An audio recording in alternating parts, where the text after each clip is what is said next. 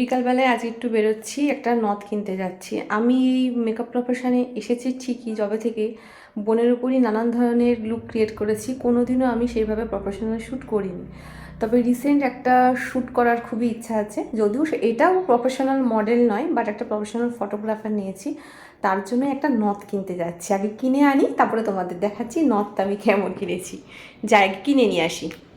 দেখো, এই নোলকটা নিয়েছি, আর একটা ধরনের জিনিস নিয়েছি, এটা এখন খুব ট্রেন্ডিং।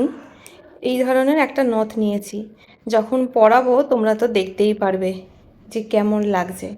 এই দুটো জিনিসই কেনার জন্য গিয়েছিলাম, এই দুটো জিনিস কিনে আনলাম। লুকটা মোটামুটি আমি কমপ্লিট করেই ফেলেছি। এ কোনো প্রফেশনাল মডেল নয়, জাস্ট ওকে আমার অনেক দিন আগেই ফেসবুকে প্রোফাইল থেকেই দেখে একটু ভালো লেগেছিলো, সেজন্যই বলেছিলাম যে আমি তোমাকে একটু সাজাবো। আসলে সবসময় তো বোনকেই সাজাই, সেজন্য একটু ফেস চেঞ্জ করারও দরকার আছে।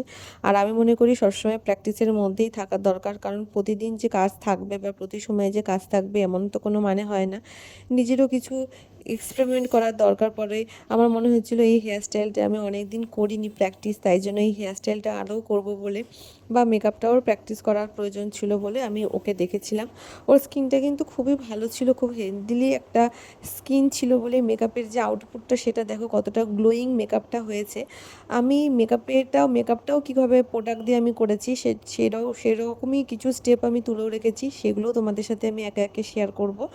আর আজকে আমি যেটা দেখাচ্ছি যে কোন নাকেরটা আমি পরিয়েছি, এই নাকেরটা কিন্তু এখন খুব ট্রেন্ডিংয়ে রয়েছে, বিশেষ করে যারা রিসেপশন ব্রাইড বা যারা ব্রাইডালও এখন এই নথের প্যাটার্নটাও চেঞ্জ হয়েছে।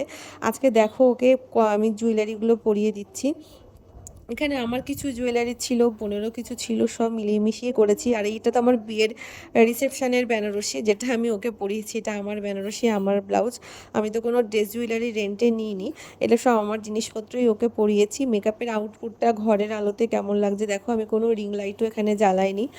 আর সেখানেই সেরমই একটা একদম নর্মাল ক্লিপ আমি তোমাদের সাথে ভিডিওতে শেয়ার করছি। তোমাদের সাথে কাজের ভিডিও আমি তো শেয়ার করি, তোমরা তো আমি কী ধরনের কাজ করি তোমরা তো সেটা দেখতে পাওই। তো ওভারঅল লুকটা কেমন এসেছে তোমরা যদি আমাকে জানাও কমেন্টের মাধ্যমে, আমার কিন্তু খুব ভালো লাগবে। এই দেখো, এই নথটার কথাই বলছিলাম, নথের যে চেনটা ছিল সেটা মা খুলে দিয়েছিল, মামি আর মা বলা বলি এটাই করছিলাম যে কোনটাতে বেশি ভালো লাগছে। তারপর মনে হলো যে না, ওই চেনটা যদি খুলে দিই শুধু নথটা পরেই বেশি ভালো লাগছে। আসলে এই নথের মধ্যে যে ড্রপসটা আছে এটাই লুকটাকে খুব এনহ্যান্স করছে।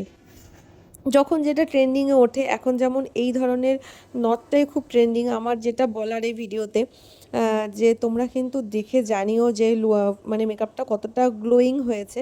এখন যদিও হচ্ছে গরমকাল, তবুও গরমকালেও মেকআপটা কতটা হয়েছে, কতটা মানে ভালো লাগছে কি না তোমরা সেটা জানিও। আর এই ড্রেসটা ওকে কতটা মানিয়েছে, কালারটা কিন্তু খুবই সুন্দর, খুব ব্রাইট একটি কালার, একটা মাজেন্টা টাইপের কালার আছে। জানি না ফোনে কতটা বোঝা যাচ্ছে, এটা কিন্তু গোলাপি না, এটা একটা মাজেন্টা টাইপের কালার। আর তার সাথে ব্লাউজটা ছিল একটুখানি মানে নীলের মধ্যেই। তো ওভারঅল কালারটা আমার ভীষণ পছন্দের কালার, আর ওর টোনটাও যেহেতু খুব ব্রাইট, সেজন্য ওকে এই কালার কম্বিনেশনটাতে খুব দুর্ধর্ষ লাগছে। আমি লিপস্টিকটা অন্য কালার পরিয়েছিলাম, কিন্তু আমার পরে মনে হয়েছে যে লিপস্টিকের কালারটা একটু চেঞ্জ করার দরকার। অতটা নিউড কালার ওর সাথে যাচ্ছে না, কারণ যেহেতু এখানে আমি আই মেকআপটা একটু হালকার মধ্যেই করেছি, জাস্ট একটু সিমার অ্যাপ্লাই করেছি বলে আই লুকটা খুব ভাইব্রেন্ট লাগছে, সেই কারণে আমি লিপস্টিকের কালারটা চেঞ্জ করেছি।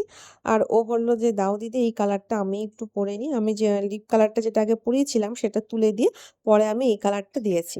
লিপ শেডটা কেমন লাগছে তোমরা জানিও। যদি লিপ শেডের কালারটা তোমরা আমার কাছে জানতে চাও তাহলে কমেন্ট করো, আমি তোমাদের লিপ শেডটা বলে দেবো।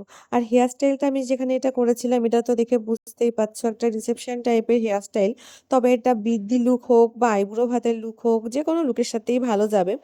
এটা একটা মানে পাফটাকে এখানে আমি ইয়ে করিনি, ক্লিপিং করিনি, কিন্তু বা তারপরে আমি নিকটা এক্সটেনশনও এখানে ইউজ করেছিলাম। তারপরে আমার এদিকে যেহেতু ওর চুলটা খুব ছোট ছোট কাটা কাটা ছিল, সেজন্য আমার মনে হয়েছিল যে ওই দিকের কাজটা আরটু যদি উপর থেকে করা হয় তাহলে ভালো লাগবে। মাও আমাকে সে কথাই বলছিল, দেখিয়ে দেখিয়ে করছিলাম, সেজন্য ওই দিকের কাজটা দেখো আমি আরটু উপর থেকে করে দিয়েছি। এই দেখো পুরো ফাইনাল লুক কমপ্লিট হয়ে গেছে। ওকে বললাম একটু সুন্দর করে তুমি পোজ দাও, ও সুন্দর করে পোজ দিচ্ছিল, সেই ভিডিওগুলোই আমি তোমাদের সাথে শেয়ার করলাম। তাহলে আর ব্লগটা বেশি বড় করছি না, সবাই আমার চ্যানেলের পাশে থেকো, চ্যানেলটাকে সাবস্ক্রাইব করে রেখো সুন্দর সুন্দর ভিডিও পাওয়ার জন্য। চলো টাটা।